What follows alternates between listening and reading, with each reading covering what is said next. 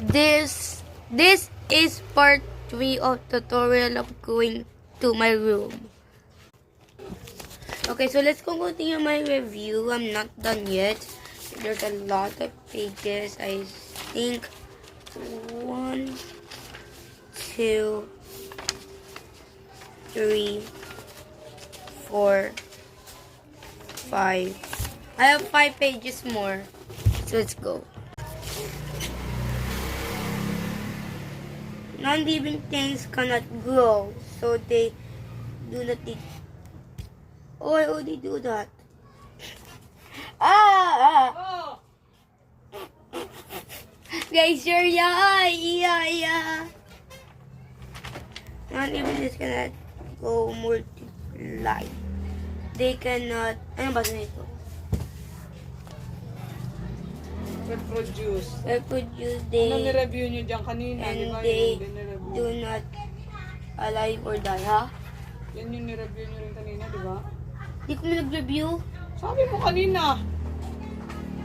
Ano magawa nyo? Sayang. Present. Oo nga, pala nag-present ka. Kala ni Alexis, dalawa lang yung gawa ko. Paano? Sabi ni Alexis, isa lang, no?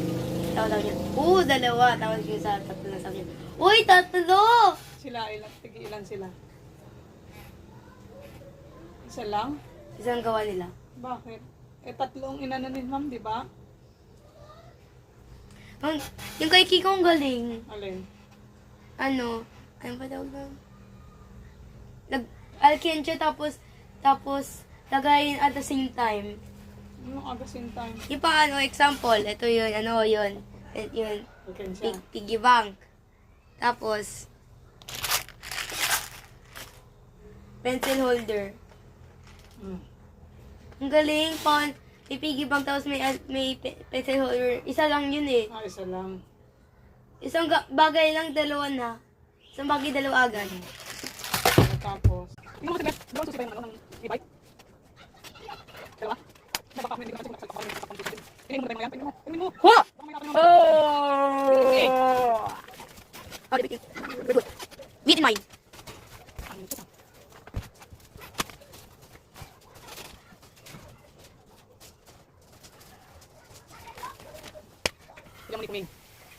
Dalian mo. Ano pa kanina?